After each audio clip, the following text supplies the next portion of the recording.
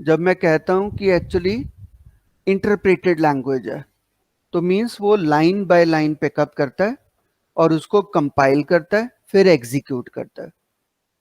ठीक है, क्लियर? तो अगर 10 लाइन का कोड होगा तो 10 लाइनों में एक लाइन को पिकअप करेगा, उसको कन्वर्ट करेगा कंप्यूटर लैंग्वेज में, उसको एग्जीक्यूट करेगा, फिर वो सेकेंड लाइन को पिकअप करेगा, कन्वर्ट करेगा, एग्जीक्यूट करेगा। ऐसे वो 10 लाइनों को एग्जीक्यूट कर देगा। बट अगर सेकेंड टाइम मैंने कोड को रन किया, तो सेकेंड टाइम रन करते टाइम फिर वही प्रोसेस रिपीट करेगा। ठीक है, फिर 10 लाइनों को उसी प्रोसेस में करेगा। तो मतलब जितने बार मैं कोड रन करता हूं, उतने बार वो उसको कंपाइल करता है और फिर एग्जीक्यूट करता है। ठीक है, तो अंडरस्टूड है। जितनी हमारी इंटरप्रेटेड लैंग्वेजेस होती हैं, ये जनरली स्लो होती हैं। ठीक है, तो मतलब हर बार ये अपने आप को कंपाइल करती हैं और हर बार एग्जीक्यूट करती हैं। तो इनको हम कह देते हैं कि ये लैंग्वेजेस इंटरप्रेटेड है। ठीक है, क्लियर? सेकंड आ जाती हैं जिनको हम कहते हैं कंपाइल्ड कोड है। कंपाइल्ड कोड का मतलब होता है कि पूरे के पूरे सोर्स को, जो हमारी प्रोग्राम लिखा है, उसको पहले एक बार में पूरा वो उसको कन्वर्ट कर लेता है। ठीक है, और उसके बाद वो प्रोग्राम को एग्जीक्यूट करता है। और जब अगली बार मैं एग्जीक्यूट करूंगा तो ये दोबारा कंपाइल नहीं करेगा, सीधा एग्जीक्यूट करेगा। तो इसलिए compiled codes much more fosters होते हैं। ठीक है, समझ में आ गया? एक इंटरप्रेटेड लैंग्वेजेस हैं और दूसरे को हम कहते हैं कंपाइल्ड कोड्स हैं। सो जो लैंग्वेज आज हम स्टार्ट करने जा रहे हैं, ये इंटरप्रेटेड है। ठीक है, मतलब ये एक एक लाइन को उठाएगा, कंपाइल करेगा और उसको एग्जीक्यूट करेगा। ठीक है, तो इसीलिए इसको हम बोलेंगे ये इंटरप्रेटेड लैंग्वेजेस हैं। अब यहां पे हमारे पास जब हम एक्चुअली वेब डेवलपमेंट की बात करते हैं, तो हम इनको स्क्रिप्ट कहते हैं। लैंग्वेज हमारे लिए अलग चीज है, स्क्रिप्ट हमारे लिए अलग चीज है। ठीक है, सो लैंग्वेज के लिए हमेशा कंपाइलर चाहिए, स्क्रिप्ट के लिए हमारे को कोई कंपाइलर नहीं चाहिए। ठीक है, फॉर एग्जाम्पल अगर मैं जावा लैंग्वेज यूज करता हूं वेब के लिए, तो जावा का मेरे को कंपाइलर चाहिए। जबकि जावा स्क्रिप्ट यूज करता हूं, इसके लिए कुछ नहीं चाहिए, मेरे को इंटरप्रेटर चाहिए। वो इंटरप्रेटर आपके ब्राउजर के अंदर ऑलरेडी इनबिल्ट है, तो आपको कुछ चीज नहीं इंस्टॉल करनी, आपने सीधी कोडिंग स्टार्ट कर देनी है होती है। तो स्क्रिप्टिंग में भी दो तरह की एग्जीक्यूशन है। एक को हम बोलते हैं क्लाइंट साइड एग्जीक्यूशन, ये क्लाइंट साइड स्क्रिप्टिंग बोलते हैं। ठीक है, ये चीज वर्ड यूज करते हैं, क्लाइंट साइड स्क्रिप्टिंग। सो इसमें क्या होता है कि जो प्रोग्राम आपने लिखा है, वो पहले क्लाइंट की मशीन पे आके डाउनलोड होगा और फिर आके एग्जीक्यूट होगा। मतलब अगर मैं डायग्राम के साथ समझाऊं, so let me open the paint brush. तो हमारे पास वेब के ऊपर क्या होता है, एक सर्वर होता है। ठीक है, तो हम कहेंगे हमारे पास एक सर्वर होता है जिस पे हम फाइलों को अपलोड करते हैं। ठीक है, और दूसरा हमारे पास होता है क्लाइंट। जिस मशीन पे आप यूज करते हो उसको हम कहते हैं वो क्लाइंट है।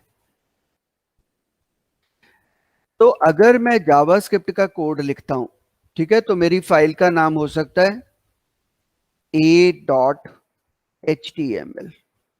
ठीक है, इसके अंदर मेरा जावास्क्रिप्ट का कोड पड़ा है। ठीक है, तो इसके अंदर I have got JavaScript code.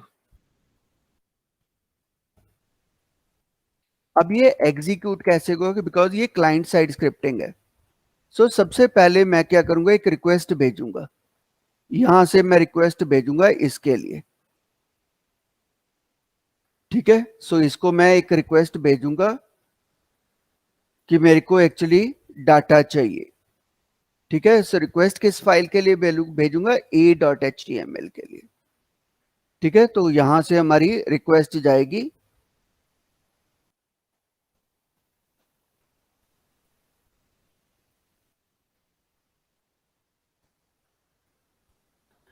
ठीक है, सो इस रिक्वेस्ट के अगेंस्ट मेरे को एक फाइल डाउनलोड होगा। ठीक है, यहां से एक फाइल डाउनलोड होगा। ठीक है, जिस फाइल को आपने रिक्वेस्ट की है। ठीक है, सो यहां से मेरे पास रिस्पॉन्स आएगा। तो रिस्पॉन्स में क्या आएगा, ये पूरी की पूरी फाइल आएगी मेरे पास। ठीक है, तो ये फाइल मेरे पास यहां पे डाउनलोड हो जाएगी।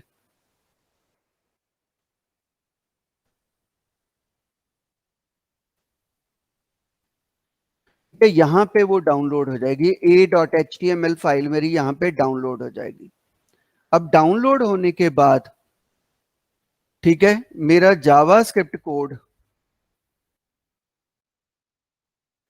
ठीक है, विल बी एग्जीक्यूटेड। ठीक है, यहां पे जाके मेरा जावास्क्रिप्ट कोड एग्जीक्यूट होगा।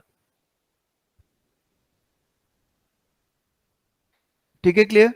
तो इसीलिए इसको बोलते हैं ये क्लाइंट साइड स्क्रिप्टिंग है। क्लियर? तो हम इसको इसीलिए कहते हैं ये क्लाइंट साइड स्क्रिप्टिंग है, बिकॉज जो कोड है वो क्लाइंट मशीन पे आके कंपाइल होता है और एग्जीक्यूट होता है।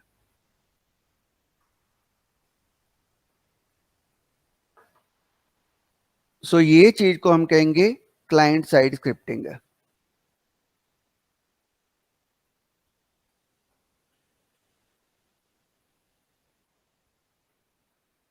ठीक है, अब आ जाती है कि सर्वर साइड स्क्रिप्टिंग कैसी होती है।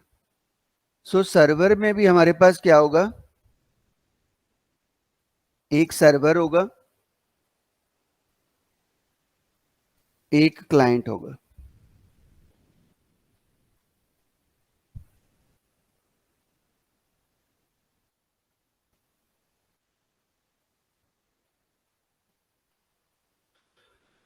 ठीक है, सो इसमें सो इसमें जाके कहते हैं मैंने एक फाइल अपलोड कर दी जिसका नाम a.php था। ठीक है, क्योंकि PHP जो है वो हमारी बैकएंड स्क्रिप्टिंग है, मतलब सर्वर साइड स्क्रिप्टिंग है। सो यहां से भी वही स्टेप होंगे। तो आप क्लाइंट एक फाइल को रिक्वेस्ट करोगे।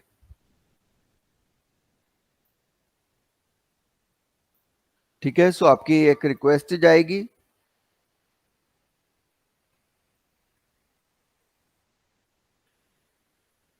सो रिक्वेस्ट जाने के बाद फाइल डाउनलोड नहीं होगा। ठीक है, ये फाइल जो आपकी है a.php, ठीक है, वो यहीं पे कंपाइल हो जाएगी। ठीक है, और यहीं पे एग्जीक्यूट हो जाएगी। ठीक है, and it will generate a result. ठीक है, सो एक ये रिजल्ट बनाएगी। तो मेरे को वापस क्या मिलेगा, यहां से ओनली रिजल्ट। इस फाइल का जो आउटपुट था अकेला वो मेरे पास एज ए रिस्पॉन्स आएगा। ठीक है, सो रिस्पॉन्स मेरे पास कभी भी फाइल नहीं आएगी, उसका रिजल्ट आएगा। ठीक है, तो ये मेरे पास यहां पे आके रिजल्ट आ जाएगा। ठीक है, so I will get only the result, not the file. ठीक है, तो इसको हम कह देते हैं कि ये सर्वर साइड स्क्रिप्टिंग है। ठीक है, so this is called as server side scripting. तो कहने का मतलब ये हो गया कि अगर मैं क्लाइंट साइड स्क्रिप्टिंग यूज करता हूं, उसकी पूरी की पूरी फाइल मेरी डाउनलोड हो जाती है। ठीक है, तो इसका मतलब यूजर या जो भी पर्सन है चला रहा है प्रोग्राम को, वो मेरी पूरी फाइल के कंटेंट देख सकता है, मैंने उसमें क्या क्या लिखा हुआ है। ठीक है, बट जबकि सर्वर साइड स्क्रिप्टिंग में आपको ओनली उसका आउटपुट आता है, आप मेरी फाइल को नहीं देख सकते। ठीक है, तो जहां पे मोर सिक्योर्ड चीजें हमें चाहिए होती हैं, सेंट्रलाइज चीजें चाहिए होती हैं, वहां पे हम सर्वर साइड स्क्रिप्टिंग लिखते हैं। और जहां पे हमारे को कहते हैं क्लाइंट पे ही कोई चेक्स लगानी है या कोई बटन के ऊपर क्लिक करने पे कोई ऑपरेशन करना है जो मोर सिक्योरिटी नहीं मांगता, ठीक है, तो उसके लिए we use always the client side scripting. So client side scripting में आमतौर पे आजकल, ठीक है, या तो हम जावास्क्रिप्ट यूज करते हैं, ठीक है, और वीबी स्क्रिप्ट। वीबी का फुल फॉर्म है विजुअल बेसिक। ठीक है, तो ये दो स्क्रिप्ट यूज होती है। ठीक है, तो ये क्लाइंट साइड स्क्रिप्टिंग के एग्जाम्पल है। सर्वर साइड स्क्रिप्टिंग में के एग्जाम्पल की अगर मैं बात करूं, बहुत एग्जाम्पल है। ठीक है, सो वी हैव ASP, ठीक है, we have JSP, then we have PHP, then we have servlets, ठीक है, अनकाउंटेड है हमारे पास। PHP तो हो गया, तो कॉमनली ये इस तरह के नाम आते हैं, ये सब सर्वर साइड है। ठीक है, तो ओनली थिंग हमारे को इनमें से एक लैंग्वेज सीखनी पड़ती है, क्योंकि जो चेक्स हम क्लाइंट एंड पे लगाना चाहते हैं उसके लिए हमारे को डाटा कभी भी बैक एंड पे नहीं भेजना चाहिए। जैसे मैं चेक लगाना चाहता हूँ, ठीक है, यूजर मेरे उसके जो नाम टाइप करवा रहा हूँ उससे मैं, ठीक है, उसमें ओनली करेक्टर होने चाहिए। ठीक है, तो उसके लिए मेरे को बैकएंड पे कोड लिखने की जरूरत नहीं है, उसके लिए I can write on the client side. ठीक है, तो उसके लिए हमेशा क्लाइंट साइड पे स्क्रिप्टिंग लिख दो, क्योंकि अननेसेसरली नहीं तो नेटवर्क ट्रैफिक बढ़ेगा, क्योंकि आप हर चीज को चेक करने के लिए सर्वर पे जाओगे, ठीक है, तो वो ट्रैफिक इंक्रीज हो जाएगा। तो जो चीजें हम चाहते हैं फ्रंट एंड पे ही चेक हो जाएं, वो आप यूज कर लो क्लाइंट एंड स्क्रिप्टिंग से। ठीक है, तो आज मैं जो टॉपिक शुरू करने वाला हूं, सर्वर साइड स्क्रिप्टिंग यूज करने वाला हूं। अब इसका मतलब ये नहीं है कि HTML CSS नहीं यूज होगा। अब HTML भी यूज होगा, CSS भी यूज होगा, और जावास्क्रिप्ट भी यूज करेंगे। अब तीनों को जब इकट्ठा कर देते हैं, हम कह देते हैं आप DHTML सीख रहे हो। Got it? जब आप HTML भी लगाते हो, CSS भी लगाते हो, जावास्क्रिप्ट भी लगाते हो, तो हम कह देते हैं आप DHTML सीख रहे हो, मतलब डायनेमिक HTML सीख रहे हो। ठीक है, तो आज हम डायनेमिक HTML की तरफ जा रहे हैं कि कैसे हम HTML को डायनेमिक कर सकते हैं। क्योंकि स्टैटिक पेज हमने पढ़े हैं, स्टैटिक पेज में तो जो चीज हमने पेज के ऊपर लिख दिया वो पेज हमेशा एज इट इज ही दिखता है। तो अभी हम पेजेस को डायनेमिक बनाना चाहते हैं, सो उसके लिए वी आर यूजिंग जावास्क्रिप्ट। तो जावास्क्रिप्ट वर्ल्ड की सबसे मोस्ट पॉपुलर लैंग्वेज है, क्योंकि क्लाइंट पे जितना भी काम होता है इसी से ही होता है। ठीक है, और ये लैंग्वेज यूज किसके लिए जाती है? It is always used for the internet, web के लिए यूज होती है। And very easy to learn, क्योंकि ना तो आपको कोई कंपाइलिंग सीखनी है, ठीक है, आपको बस कोड याद रखना है। हाँ, कोड इतना इजी नहीं है, ठीक है, कोड थोड़ा सा टफ है। ठीक है, तो ये तीन चीजों के लिए ज्यादा पॉपुलर होगी जावास्क्रिप्ट। Is it clear? तो इस क्लास में हम जावास्क्रिप्ट स्टार्ट करने वाले हैं।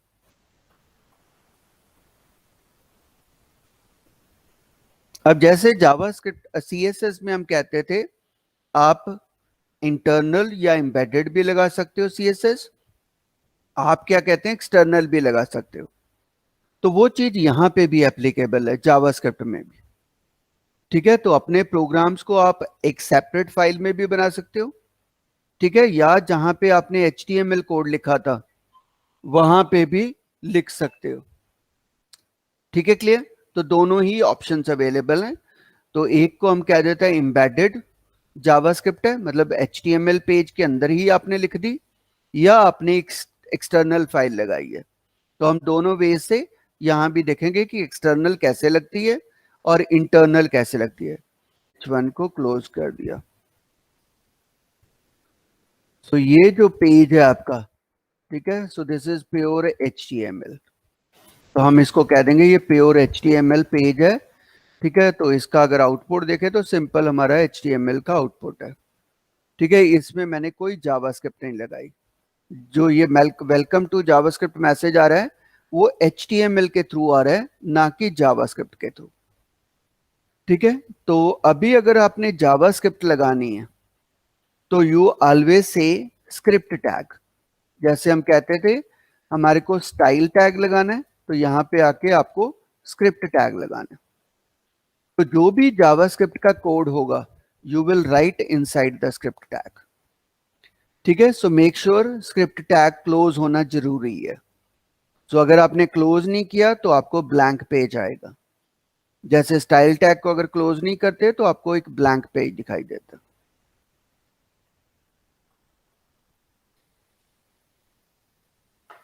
अब यहां पे जो भी आउटपुट आप बॉडी के ऊपर भेजना चाहते हो, ठीक है, आउटपुट यूजर को दिखाना चाहते हो, ठीक है, सो उसके लिए you will always right document dot right function. ये हमारा फंक्शन है, ठीक है। तो you will use document dot right.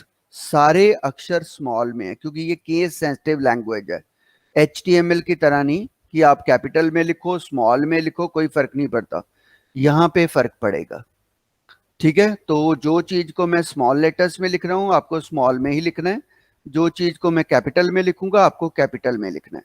तो कमांड्स केस सेंसिटिव है यहाँ पे, ठीक है। सो डॉक्यूमेंट डॉट राइट से आप आउटपुट भेज सकते हो पेज के ऊपर, ठीक है। सो यहाँ पे सिंगल कोट्स या डबल कोट्स लगा के you can write welcome to JavaScript, ठीक है, ऐसे लिख सकते हो। तो जो भी मैसेज लिखना है ये ब्रैकेट के अंदर लिखना है आपने। तो ये जो मैसेज मैंने लिखा है document dot write welcome to JavaScript, ये मेरी आउटपुट है, ठीक है। तो आउटपुट क्या आ जाएगी, वेलकम टू जावास्क्रिप्ट। अभी इसको हम रन करके देख लेते हैं। तो जैसे ही मैंने इसको रन किया तो एक मैसेज और आ गया मेरे स्क्रीन पे, वेलकम टू जावास्क्रिप्ट। ये HTML का मैसेज था, ये डायनेमिकली मैंने जावास्क्रिप्ट से मैसेज भेजा, ठीक है। So that's a difference between welcome to, ये HTML कोड है, ये जावास्क्रिप्ट कोड है। तो आप कुछ भी पेज के ऊपर भेजना चाहते हो, पेज से रिसीव करना चाहते हो, सो इनपुट आउटपुट सिस्टम हम लगा सकते हैं जावास्क्रिप्ट में। क्लियर। सोली सिंटेक्स याद रखना है, डॉक्यूमेंट डॉट राइट, ठीक है। यूजर को आउटपुट भेजने के लिए हम अलग अलग तरीके देखेंगे, ठीक है। तो उसमें देखना है आपने डॉक्यूमेंट डॉट राइट जो हमारा पहला मेथड है। क्लियर। अब दूसरा मेथड हमारे पास आ जाता है जब भी यूजर को कोई मैसेज देना है हमने, ठीक है। तो you can use either window dot alert, ठीक है, ये भी मैसेज है। तो इसमें भी मैंने लिख दिया वेलकम टू जावा स्क्रिप्ट, ठीक है। तो ये सेकंड वे है मेरा यूजर को मैसेज देने का। सो एक मैं डॉक्यूमेंट डॉट राइट से देता हूं, एक मैं विंडो डॉट अलर्ट से देता हूं, ठीक है। अब दो मैसेज में अब फर्क देखते हैं कि दो मैसेज में फर्क क्या है, ठीक है। सो अब मैंने इसको रन किया। सो जैसे ही रन किया यू कैन सी एक मैसेज आया, डायलॉग बॉक्स खुल गया, वेलकम टू जावास्क्रिप्ट। ये अलर्ट के कारण आया। तो अगर आप इस तरह का डायलॉग बॉक्स में कोई मैसेज देना चाहते हो तो you have to use window dot alert, ठीक है। और ये जो मैसेज आया है ये आपका डॉक्यूमेंट डॉट राइट से आया, ठीक है। तो ये सेकंड वे है मेरे को मैसेज देने के लिए। क्लियर। अब तीसरा मैसेज देने का तरीका है हमारे पास कंसोल डॉट लॉग, ठीक है। सो इसमें भी मैं लिखना चाहता हूं वेलकम टू जावा स्क्रिप्ट, ठीक है। सो ये मेरा तीसरा तरीका है मैसेज देने का यूजर को, कंसोल डॉट लॉग से, ठीक है। तो मैंने इधर जाके फिर से इसको प्रोग्राम को रन किया। सो ये तो अलर्ट वाला मैसेज था, ये मेरा एक्चुअली मैसेज था डॉक्यूमेंट डॉट राइट का, ठीक है। राइट क्लिक इंस्पेक्ट, ठीक है। सो इंस्पेक्ट में जाके यहां पे आपके पास कंसोल है। So if you click on the console तो इसके अंदर जो ये मैसेज मैंने दिया है, ठीक है, ये मेरा अनदर वे है, ठीक है। क्लियर। तीनों वे समझ में आ गए। क्लियर। तीन तरीके मेरे मैसेज देने के हैं। तो आप उनमें से डिपेंडिंग अपॉन रिक्वायरमेंट, अगर तो यूजर को बॉडी पे कुछ दिखाना है तो ये यूज करता हूं, अगर मेरे को क्या कहते हैं कुछ स्क्रीन पे ऊपर डायलॉग बॉक्स खोलना है तो ये यूज करता हूं, अगर मैं अपने कंसोल में आउटपुट, क्योंकि कुछ कई चीजें मैं टेस्टिंग के लिए यूज करता हूं, ठीक है, जो मेरे प्रोग्रामर को ही देखनी होती है, तो उस टाइम मैं कंसोल डॉट लॉग लगा लेता हूं। ठीक है, तो ये 3 वेज हैं आपको इंफॉर्मेशन भेजने के लिए। ठीक है, अब चौथा तरीका भी है मेरे पास। ठीक है, सपोज मैंने यहां पे एक div टैग बना लिया, उसको एक आईडी दे दिया। ठीक है, D1 div1।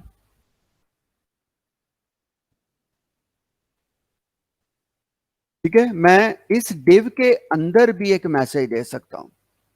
ठीक है, वो चौथा तरीका है। सो उसके लिए भी always use document dot gate element by ID. ठीक है, किस आईडी में देना चाहते हो मैसेज? मैं div1 में मैसेज देना चाहता हूं। ठीक है, सो यहां पे देखो गेट एलिमेंट में ई बड़ा है, बी बड़ा है, आई बड़ा है।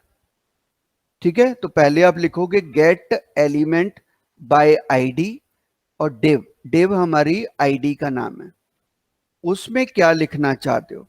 तो यहां पे you can use inner text. अब उसमें भी मैंने क्या लिख दिया? Welcome to JavaScript. ठीक है, सो अभी देखोगे जावा स्क्रिप्ट का मैंने तीन चार वेज है मेरे पास जब भी मैं यूजर को मैसेज देता हूं। ठीक है, बॉडी पे ये भी एक मैसेज तरीका है देने का। तो अब इसको देखते हैं कि ये क्या करेगा। सो ये मेरा अलर्ट वाला मैसेज आ गया। ठीक है, ये वेलकम टू जावास्क्रिप्ट जो डॉक्यूमेंट डॉट राइट से आया था, ये मेरा डिव वाला आ गया। ठीक है, तो डिव के अंदर जाके उसने उस चीज को प्रिंट कर दिया। सो अगर यहां स्टाइल लगा देता हूं तो आपको डिव भी दिखाई जाएगी मेरी डिव कहां पे है। So I can put style tag. ठीक है, सो यहां पे हम डिव लिख देते हैं हैश div1।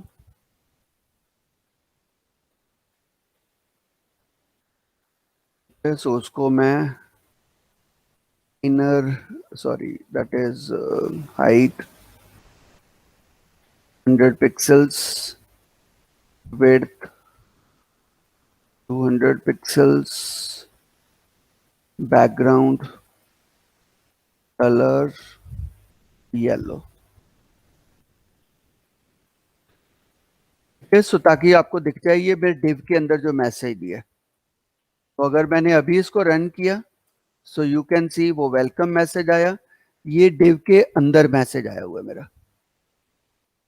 ठीक है, तो आप किसी भी टैग के अंदर मैसेज दे सकते हो सकता है कि मैंने यहाँ पे एक h1 टैग लगा लिया, उसको भी एक आईडी दे दिया, h आईडी दे दिया।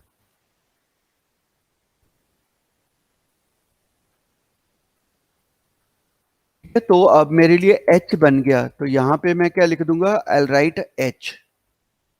ठीक है, क्योंकि अब आईडी मेरे लिए h है, तो मतलब h1 के अंदर ये वेलकम टू जावास्क्रिप्ट मैसेज लिखो। अब ये जैसे ही आप रन करोगे, ठीक है, तो इस बार आपको कहां पे आया? देखो वेलकम टू एच जावास्क्रिप्ट, ये मैसेज डिव के अंदर नहीं आया, इस बार मैसेज h1 के अंदर आ गया। तो जब भी आपने आउटपुट दिखानी है यूजर को, ठीक है, तो आप इनमें से एक मेथड यूज करोगे। क्लियर? किसी को डाउट?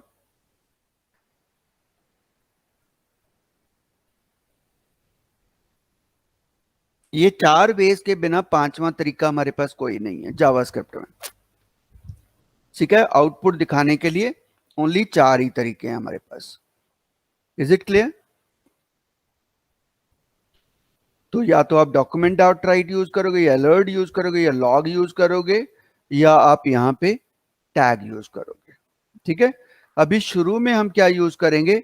दो ही यूज करेंगे, ये वाले दो। ठीक है, या मैं तीसरा कंसोल डॉट लॉग यूज करूंगा। डॉक्यूमेंट डॉट गेट एलिमेंट मैं बाद में आऊंगा। ठीक है, तो अभी इसको मैं हटा देता हूं, या मैं फाइल सेव कर लेता हूं।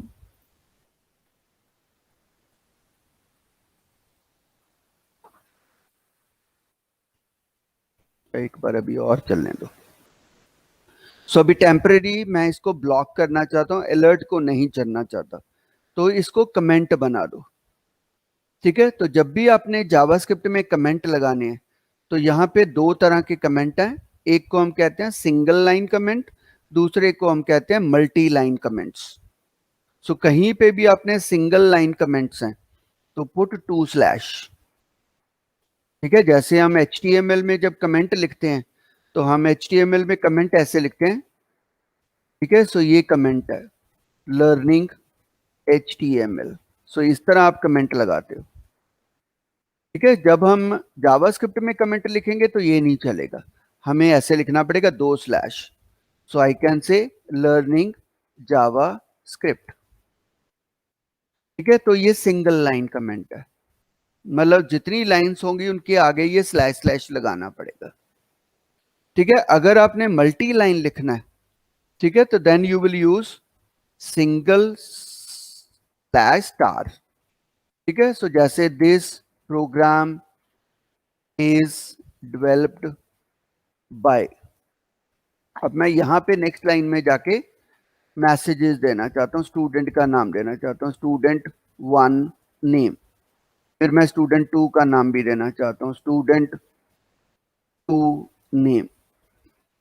ठीक है, तो अभी ये देखो मैंने कितनी लाइनों में अपना मैसेज दे रहा हूं। ठीक है, 3 लाइन में मैसेज दे रहा हूं। तो या तो ये वाला सिस्टम यूज करोगे तो तीनों लाइन में आपको स्लैश स्लैश लगाना पड़ेगा। अब इसके बाद जहां पे बंद करने है कमेंट, स्टार स्लैश। तो ये सिंगल लाइन कमेंट है, ये वाला जो चीज है ये सिंगल लाइन कमेंट्स है, और ये आपका मल्टी लाइन कमेंट्स है। तो दोनों में से आप कोई भी तरीका यूज कर सकते हो। Clear? Single line comments, multi line comments. अब किसी चीज को मैं ब्लॉक करना चाहता हूं, उसको यूज नहीं करना चाहता हूं, उसको भी मैं कमेंट बना सकता हूं। जैसे मैं अलर्ट को यूज नहीं करना चाहता, तो what I can do is I can put two slash. तो जैसे इसके आगे मैं दो स्लैश लगा दिए तो अंडरस्टूड है this will not work, this will become comment, ये कमेंट बन जाएगा। ठीक है, मैं इसको भी नहीं यूज करना चाहता, मैं इसके आगे भी लगा दूंगा। ठीक है, जब चलाना होगा मैं ये हटा दूंगा। तो मतलब डिलीट करने की जरूरत नहीं, उसके आगे कमेंट लगा दिया करो जो कमांड आप नहीं चलाना चाहते। ठीक है, तो उसको कमेंट बना दो, जब जरूरत है फिर ओपन कर लो। सो अभी अगर हम इसको रन करेंगे, ठीक है, तो अब हमारे पास वो नहीं चलेंगे, ओनली वेलकम वाला चल रहा है, वेलकम टू जावास्क्रिप्ट चल रहा है, अलर्ट और दोनों कमांड्स हमने बंद कर दी, console.log चल रहा है। ठीक है, अब आ जाता है कि ये जो डॉक्यूमेंट हम डॉट राइट लिखते हैं इसके अंदर आप कोई भी टैग लगा सकते हो। ठीक है, you can use document dot right, इसके अंदर कोई भी टैग लगा सकते हो, आप टैग भी पास कर सकते हो सकता है H2 पास कर दिया मैंने। ठीक है, so this is H2 tag. तो H2 टैग जैसे आप नॉर्मल लगाते थे वैसे यहां पे भी लगा सकते हो। ठीक है, तो आपका ये H2 टैग चला गया। तो आपने वो H2 टैग यहां नहीं क्रिएट किया, ठीक है, थ्रू जावास्क्रिप्ट आपने H2 टैग भेज दिया। तो अगर अभी इसको रन करोगे तो आपके स्क्रीन पे एक H2 टैग अपने आप बन गया। तो जब भी आप कोई नया टैग बनाना चाहते हो तो आपको बॉडी के ऊपर HTML के थ्रू बनाने की जरूरत नहीं है, आप उसको डॉक्यूमेंट डॉट राइट के थ्रू ही बना सकते हो। क्लियर? सपोज अभी कोई मैं इमेज भेजना चाहता हूं, ठीक है, तो I can download some image.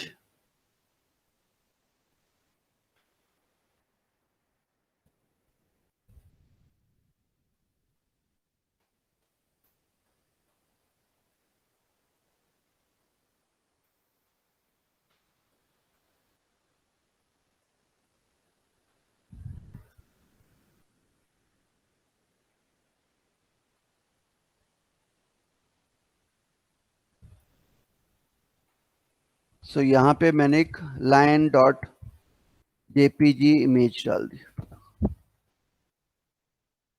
अब इस इमेज को भी भेजना चाहता हूं, सो क्या करोगे आप, डॉक्यूमेंट डॉट राइट।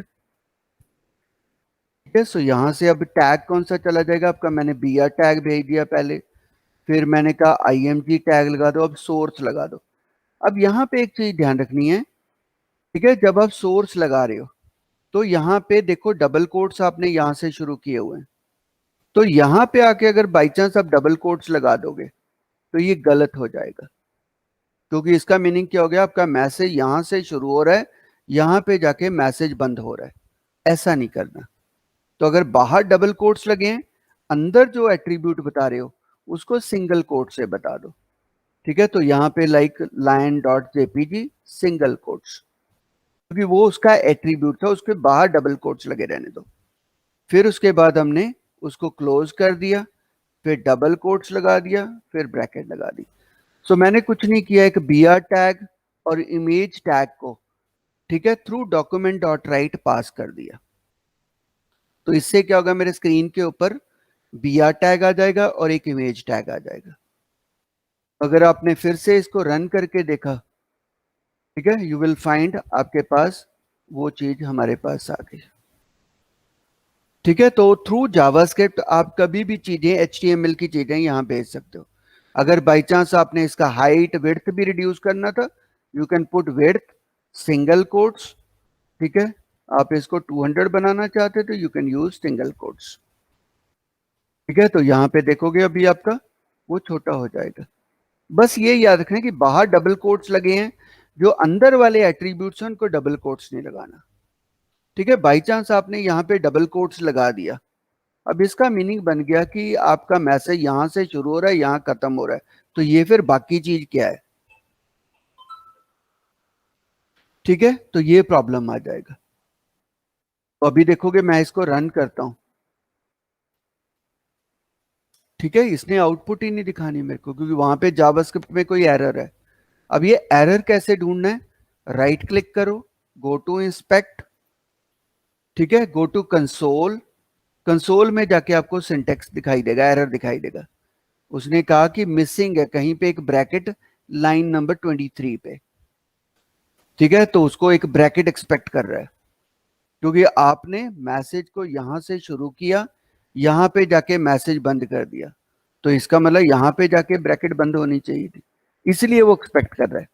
तो तब आप सिंटेक्स को देख लो कि आपने सिंटेक्स गलत लिखा हुआ है। ठीक है, तो कंसोल में जाके एरर ढूंढना पड़ेगा कि एरर कौन सा है। ठीक है, तो फिर आपके पास फिर से हमारे पास जावास्क्रिप्ट के था थ्रू स्क्रीन आ गया। अब एक तरीका तो ये है, ठीक है, दूसरा वे ये भी हो सकता है कि आप इसी को कॉपी कर लो। आप ये डॉक्यूमेंट डॉट राइट के अंदर जो चीजें भेज रहे हो वो सिंगल कोट से भेज रहे हो। ठीक है, क्योंकि मैसेज सिंगल कोट से भी भेजा जा सकता है, डबल कोट से भी। तो अभी आपने बाहर सिंगल कोट्स लगाया हुआ है, अंदर आपका सिंगल कोट फिर लगा दिया, तो अब अंदर वाले जो हैं उनको डबल कोट्स यूज करो। ठीक है, so use inner one as double quotes, ऐसे लिखना है। अगर बाहर सिंगल कोट है तो अंदर वाले डबल कोट्स हो जाएंगे। ठीक है, तो अगर फिर से हम स्क्रीन को चला के देखें तो आपके पास अभी 2 लाइंस की फोटो आ जाएंगी। ठीक है, ये सेकंड तरीका है अगर कोई टैग पास कर रहे हो। ठीक है, अब इसके बिना भी एक तरीका है, ठीक है, कि मैंने बाहर भी डबल कोट्स यूज कर दिए, मैंने अंदर भी डबल कोट्स यूज कर लिए, ऐसा कर लिया।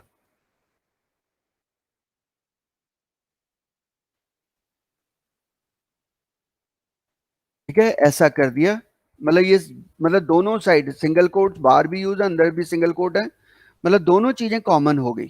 ठीक है, तो ये कोड तो नहीं चलेगा, अगर मैं चलाऊंगा कोड नहीं चलेगा। ठीक है, कोड नहीं चलेगा बिकॉज एरर है कोड में। तो ऐसे केसेस में, ठीक है, मैं यहां कमेंट डाल रहा हूं, यूज एस्केप सीक्वेंस करेक्टर।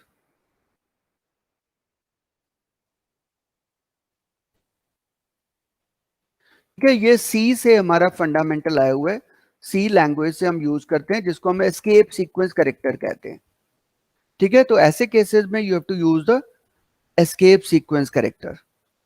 तो जहां पे भी आप चाहते थे कि वो एज इट इज दिखे, मतलब वो सिंटेक्स का पार्ट ना हो, मतलब यहाँ पे तो मेरे को चाहिए, ये तो सिंगल को डबल कोट्स है, मेरा सिंटेक्स है, ये तो मेरे एट्रीब्यूट्स हैं, तो मैं चाहता हूं यहाँ पे क्लोजिंग ना सोचे, तो इसके आगे एक बैक स्लैश लगा दो। ठीक है, ये भी मेरे को एज इट इज चाहिए तो इसके आगे भी बैक स्लैश लगा दो। ये भी मेरे को एज इट इज चाहिए, इसके आगे भी बैक स्लैश लगा दो। ये भी एज इट इज चाहिए, इसके भी आगे बैक स्लैश लगा दो। ठीक है, जिनके आगे मैंने बैक स्लैश लगा दिया, इनका मतलब SRC के बाद डबल कोट्स में लाइन डॉट जेपीजी लिखो, फिर डबल कोट्स लगा दो। मतलब इनको सिंटेक्स का स्टार्टिंग एंडिंग नहीं, देखोगे इनका कलर भी बदल जाता है, और ये स्टार्टिंग एंडिंग है, ये स्टार्टिंग एंडिंग नहीं है। मतलब इसको मैं एज ए करेक्टर ही चाहता हूं, जो पीछे लिखा है वो एज ए करेक्टर ही आना चाहिए। तो इस तरह भी आप इसको यूज कर सकते हो। ठीक है, तो अब आपके पास 3 लाइन की फोटोज आ गई। ठीक है, तो ये भी तरीका है, ये भी तरीका है, और ये भी तरीका है। ठीक है, अगर अब हम सोचें कि एस्केप सीक्वेंस उल्टा करके देखें।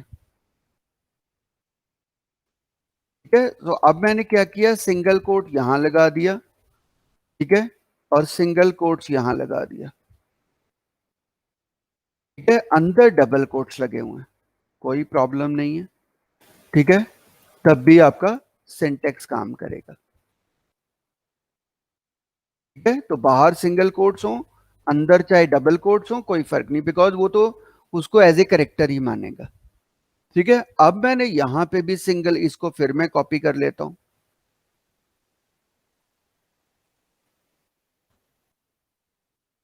ठीक है, अब मैंने अंदर भी सिंगल कोट्स लगा दिए, यहां पे भी सिंगल कोट्स लगा दिए। ठीक है, आधे में मैंने डबल कोट्स लगा दिए। ठीक है, क्योंकि यहां पे भी हमने सिंगल कोट्स लगा दिया, और यहां पे भी सिंगल कोट्स लगा दिया। ठीक है, तो देखोगे सिंगल कोट्स भी लगे हुए हैं, बीच में सिंगल कोट्स भी लगे हैं, बट उनके आगे बैक स्लैश लगा हुआ है। यहाँ डबल कोट्स भी लगे हैं, तो कोई भी कॉम्बिनेशन में यूज कर सकता हूँ। बैक स्लैश जहां लग जाता है मीन्स उस करेक्टर का कोई इफेक्ट नहीं है। तो अब मेरे पास 5वां लाइन भी आ गया। ठीक है, तो ये सिंगल कोट्स डबल कोट्स का बस ध्यान रखना है। क्लियर? तो अगर लगता है बाहर भी डबल कोट्स है, अंदर भी डबल कोट्स यूज कर लिए, कोई प्रॉब्लम नहीं है, उसके आगे एक बैक स्लैश लगा दो जहां पे आपको एज इट इज चाहिए। जो सिंटेक्स का पार्ट है उसके आगे बैक स्लैश नहीं लगाना। क्लियर? डॉक्यूमेंट डॉट राइट, ठीक है, कैसे यूज करना है। ठीक है, अब हो सकता है डॉक्यूमेंट डॉट राइट के थ्रू मैं स्टाइल भी लगाना चाहता हूं। ठीक है, वैसे तो नहीं लगाना चाहिए, स्टाइल आपको नीचे लिखना चाहिए। मतलब जैसे आप अभी इमेज को बॉर्डर देना चाहते हो। ठीक है, तो हम क्या कर सकते हैं, इसी को फिर कॉपी कर लेते हैं। मैं इनलाइन स्टाइल भी लिखना चाहता हूं, तो यहां पे मैं क्या कर सकता हूं, आई कैन पुट स्टाइल।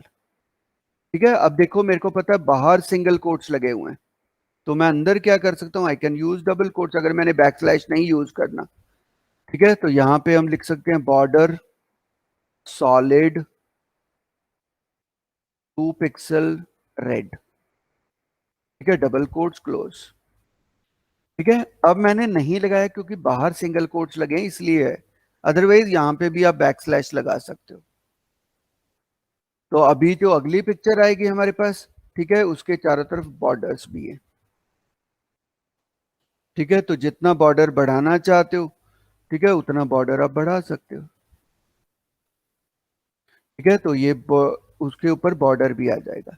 तो डॉक्यूमेंट डॉट राइट जो है वो सबसे बड़ी हमारी कमांड होगी जो हम एच जावास्क्रिप्ट में यूज करेंगे। अब किसी को डाउट डॉक्यूमेंट डॉट राइट के ऊपर?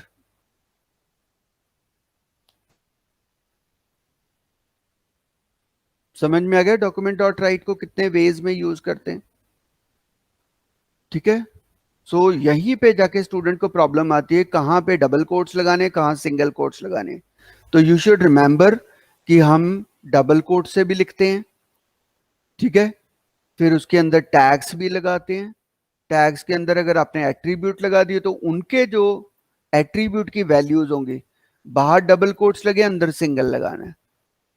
ठीक है, बाहर सिंगल लगे अंदर डबल लगा दो, नहीं तो फिर ये एस्केप सीक्वेंस यूज करना स्टार्ट कर दो।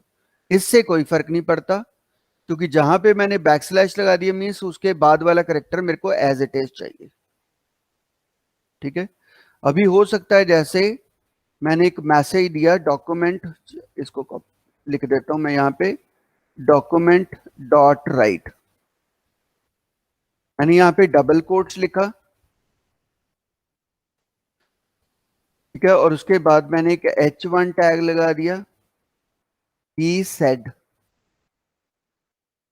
ठीक है, फिर मैंने लिख दिया ही इज माई ब्रदर। तो ऐसा लिख दिया,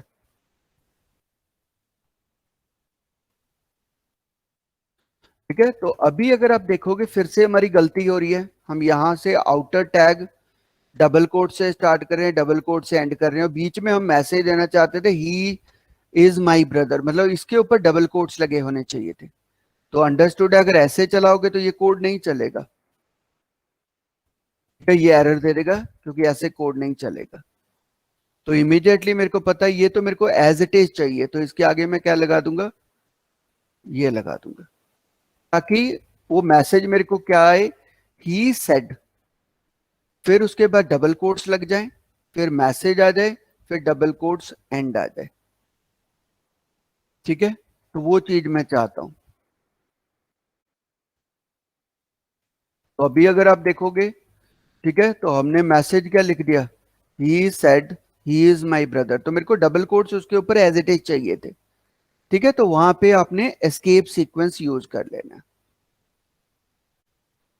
किसी को डाउट है इसमें एस्केप सीक्वेंस पे, ठीक है। तो ये चीज कंसेप्ट अगर क्लियर हो जाए तो आपको एरर कम हो जाते हैं, क्लियर। तो यहीं पे प्रॉब्लम आएगी क्योंकि हम कुछ डाटा यहां से बैकएंड से या स्क्रिप्ट से भेजेंगे, ठीक है, वो स्क्रिप्ट का डाटा आपका नहीं जाएगा बिकॉज उसमें सिंगल कोट्स डबल कोट्स का प्रॉब्लम आता रहता है।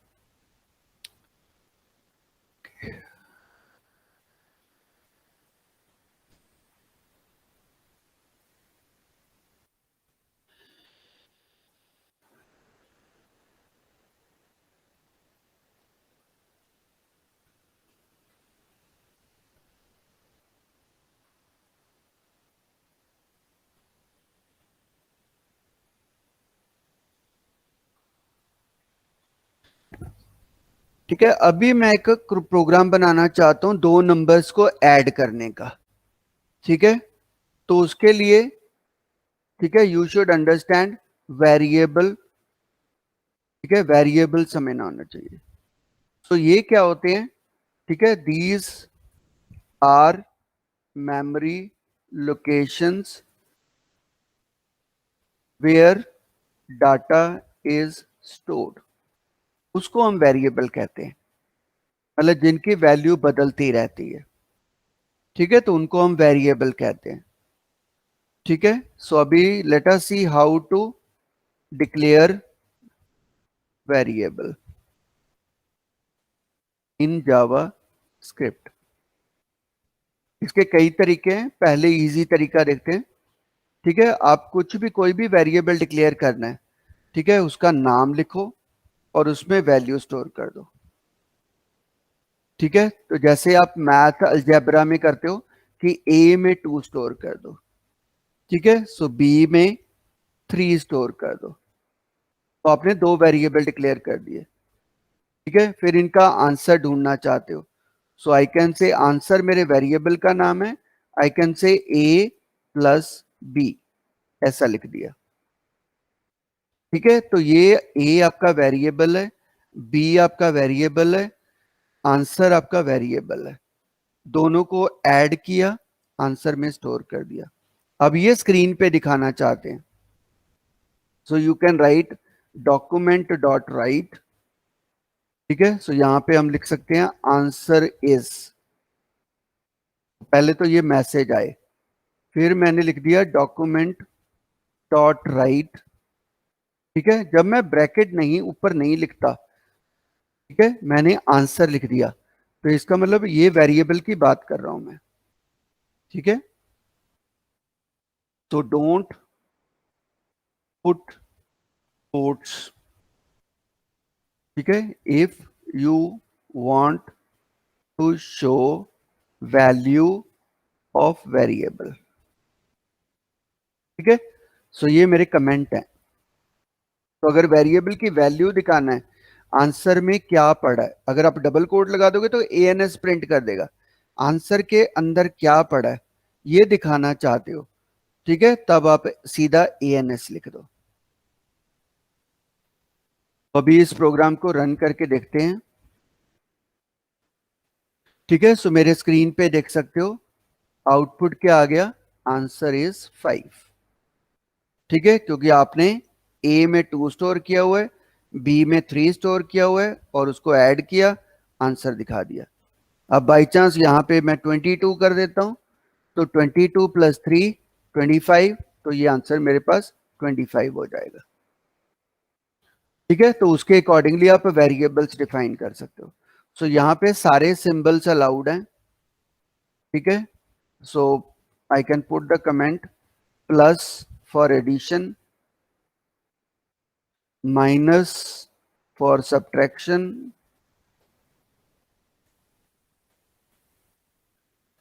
ठीक है, slash for divide, star for multiply,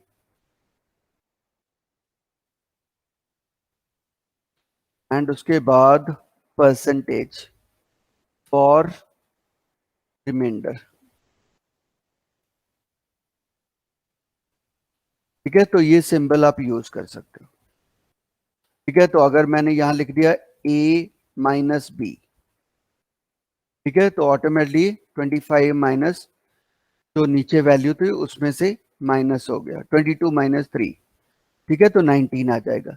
अगर आपने डिवाइड कर दिया, so that means 22 divided by 3, उसका आंसर दिखाओ।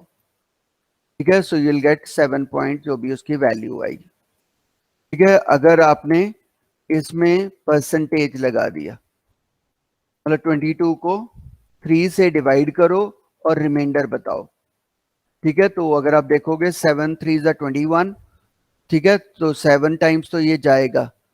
ठीक है, तो पीछे रिमाइंडर क्या बच गया, 1, तो आपको ये दिखा देगा कि आपका रिमाइंडर 1 है। ठीक है, तो इससे आपको पता चल जाता है। तो मैथ की कोई भी कैलकुलेशन जावास्क्रिप्ट में करना चाहते हो तो ये आप फॉर्मूले लगा सकते हो। ठीक है, तो कोई भी फॉर्मूला इनमें से यूज कर सकते हो जहां पे आपने यूज करना। ठीक है, तो इस तरह आपको जावास्क्रिप्ट मोर डायनेमिक काम करवाती है। ठीक है, अब यही चीज मैं एक्चुअली डॉक्यूमेंट डॉट राइट जो है वो आंसर इज, इसको मैं अलर्ट में दिखाना चाहता था। ठीक है, तो अभी हमने बात किया था विंडो डॉट अलर्ट। ठीक है, तो उसकी जगह आप सीधा भी अलर्ट भी लिख सकते हो, विंडो वर्ड छोड़ भी दोगे तब भी चलेगा। ठीक है, so I can put it here as answer is, ऐसा लिख दिया, और फिर मैंने एक अलर्ट लगा दिया ANS। ठीक है, ऐसा लिख दिया अलर्ट, जैसे ऊपर डॉक्यूमेंट डॉट राइट में तो कोई प्रॉब्लम नहीं आई थी, अब मैं अलर्ट में ऐसा लिख रहा हूं।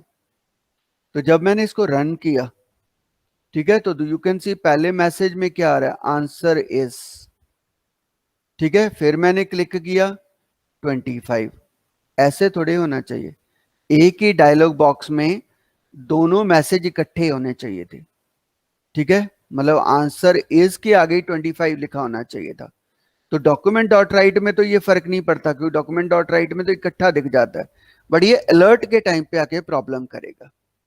ठीक है, तो अगर आप दोनों चीजों को इकट्ठा करना चाहते हो, so put here plus and use the next word, इसको फिर हटा दो। ठीक है, सो जब हम टेक्स्ट के साथ न्यूमेरिक वैल्यू लिखते हैं, ठीक है, सो यहां पे हम कहेंगे plus is also used for concatenation. Concatenation का मतलब होता है किसी चीज को इकट्ठा करना। ठीक है, बट ये नहीं होना चाहिए कि दोनों न्यूमेरिक हों, एक साइड स्ट्रिंग होना चाहिए, एक साइड न्यूमेरिक होना चाहिए, या दोनों स्ट्रिंग हो सकते हैं। ऐसा नहीं हो सकता कि यहां पे आपने 2 डाल दिया और ये भी न्यूमेरिक था, ये भी न्यूमेरिक था, तब तो आंसर +2 हो जाएगा। अब एक साइड मेरा टेक्स्ट पड़ा है, एक साइड मेरी न्यूमेरिकल वैल्यू पड़ी है, तो ये दोनों को जोड़ देगा। ठीक है, तो अभी देखोगे हमारा मैसेज कैसा हो गया, आंसर इज 25। ठीक है, तो जब भी आप कंकैटिनेट करना चाहते हो तो प्लस सिंबल यूज कर लो। अब ऐसे ही आपने डॉक्यूमेंट डॉट राइट में ये 2 लगाए थे, उसकी जगह पे हम 1 भी लगा सकते थे। हम यहाँ पे लिख देते आंसर इज, और यहीं पे प्लस एएनएस लिख देते। तो हम ये दो लाइनें लिखने की जगह पे हम एक ही लाइन लिख सकते हैं। ठीक है, तो प्लस लगा दो इसके बीच में। तो अब आपका अलर्ट में भी आंसर इज आ गया और यहां भी आंसर इज 2 बार आ गया। ठीक है, तो आप प्लस से उसको इकट्ठा कर दिया करो, बार बार डॉक्यूमेंट डॉट राइट लिखने की जरूरत नहीं है। Is it clear? समझ में आ गया? सो इस तरह वेरिएबल्स को हम जावास्क्रिप्ट में कैलकुलेट कर लेते हैं। वैल्यू ले रहे थे ये 22, ये फिक्स्ड हो गई। ठीक है, सो मैं यूजर से इनपुट लेना चाहता हूं। ठीक है, सो यूजर से इनपुट का मतलब है ये 22 वैल्यू कोई टाइप करे। ठीक है, तो हम अभी क्या कर देते हैं, इसको हटा देते हैं, इस कमेंट्स को, ज्यादा ताकि कंफ्यूजन ना हो।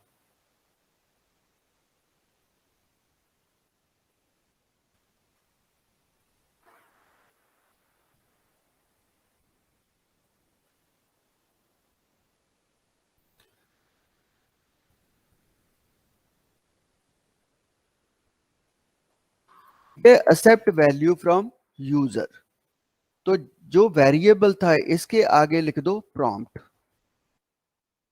ठीक है, और इसके अंदर मैसेज लिख दो enter value for first number. ठीक है, तो जैसे अलर्ट था वैसे ही मैंने अब क्या यूज कर दिया, prompt. Enter value for second number. तो अब हमने प्रॉम्प्ट वर्ड यूज कर लिया, सीधी वैल्यू नहीं लिखी, हमने कहा यूजर को प्रॉम्प्ट करो। तो जो भी वैल्यू यूजर टाइप करेगा वो किस में आके स्टोर हो जाएगी, ए में। ठीक है, जो सेकंड वाले प्रॉम्प्ट में टाइप करेगा वो बी में आके स्टोर हो जाएगी। सो let me run this code. ठीक है, तो देखोगे मेरे स्क्रीन पे एक प्रॉम्प्ट आ गया, enter value for first number. तो मैंने यहाँ पे 22 टाइप कर दिया, ये ऑटोमेटिकली ए वेरिएबल में जाके स्टोर हो जाएगा। ठीक है, फिर मैंने यहाँ पे 5 टाइप कर दिया, तो ये ऑटोमेटिकली बी में जाके स्टोर हो जाएगा। ठीक है, और जैसे ही मैंने रन किया तो मेरे पास आंसर क्या आ गया, आंसर इज 225, 22 5। बट जबकि आंसर क्या आना चाहिए, हमने तो कहा है ए प्लस बी को ऐड कर दो। ठीक है, सो इसमें ध्यान रखना है जो यूजर से आपने 22 मांगा, ठीक है, वो स्ट्रिंग था, वो न्यूमेरिकल वैल्यू नहीं है। यहां पे अगर मैं देखोगे, ठीक है, मनदीप लिख देता हूं और यहां से कौर लिख देता हूं। ठीक है, वो क्या कर देगा, मनदीप कौर ऐसे लिख देगा। तो जब आपने दो वैल्यू भी फीड की, उसको उसने टेक्स्ट मान लिया, और प्लस क्या करता है, टेक्स्ट को ऐड कर देता है। ठीक है, तो जब हमने इसको रन किया था पिछली बार, तो मैंने यहाँ 22 लिखा था, इसको उसने टेक्स्ट मान लिया, स्ट्रिंग मान लिया। और जब मैंने इसमें 5 लिखा, इसको भी उसने स्ट्रिंग मान लिया और दोनों को जोड़ दिया। दैट्स वाई 22 5 आया। ठीक है, सो यहां पे मैं कमेंट डाल देता हूं, value returned will be in string form. ठीक है, तो जो भी वैल्यू वापस आएगी वो स्ट्रिंग फॉर्म में आएगी। तो ये कमेंट है मेरे।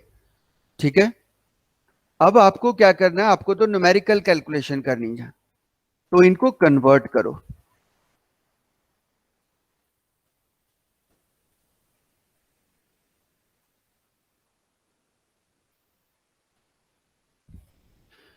ठीक है, सो हम उसको कन्वर्ट करेंगे इंटीजर फॉर्म में। ठीक है, इंटीजर, इंटीजर फॉर्म में। तो उसको क्या करना है, a is equal to, use this function parse int, और ब्रैकेट में किस वेरिएबल को कन्वर्ट करना है। ठीक है, सो ये फंक्शन है आपके पास। अगर आपके पास कोई स्ट्रिंग वैल्यू आती है, आप उसको कन्वर्ट करना चाहते हो न्यूमेरिक में, तो ये फंक्शन यूज कर लो। ऐसे ही बी वेरिएबल में भी आप उसको कन्वर्ट करना चाहते हो, पार्स इंट बी। तो अब इसका मतलब क्या हो गया, जो वैल्यू मेरे पास यहां स्ट्रिंग फॉर्म में आएगी वो ए में स्टोर हो जाएगी। ए को मैंने कहा कन्वर्ट कर दो इंटीजर में, ठीक है। सो इंटीजर में कन्वर्ट होने के बाद वो ए में जाके स्टोर हो जाएगा। ऐसे ही मैंने कहा इंटीजर को कन्वर्ट कर दो बी में। ओनली थिंग रिमेंबर, यहाँ पे आई फिर से कैपिटल है, ठीक है। तो ये ध्यान रखना है, जो कैपिटल में लिखना है कैपिटल में लिखना है, स्मॉल में लिखना है स्मॉल में। तो अब A and B variable automatically integer में कन्वर्ट हो जाएंगे। अब उनका कैलकुलेशन सही हो जाएगा। तो अभी मैंने यहाँ पे 22 लिखा, ओके कर दिया, 5 लिखा, ओके कर दिया। तो आप देखोगे आपके पास आंसर आ गया 27। क्लियर? तो इस तरह आप उसको इंटीजर में कन्वर्ट कर सकते हो। अब बाई चांस यहां पे मैंने लिख दिया 22.5 और यहां लिख दिया 7.2 और फिर मैंने ओके कर दिया, तो वैल्यू कितनी आ गई 29, जबकि वैल्यू कितनी आनी चाहिए 29.9 आना चाहिए। पेंट दीजिए, ठीक है। सो यहां पे अगर 22.5 लिखा था, ठीक है, और यहां पे मैंने 7.2 लिखा था, तो इसका आंसर 29 नहीं होना चाहिए, इसका बाद पॉइंट्स भी होने चाहिए। तो अगर ऐसा करना चाहते हो, इस फाइल को हम फिर से सेव कर देते हैं।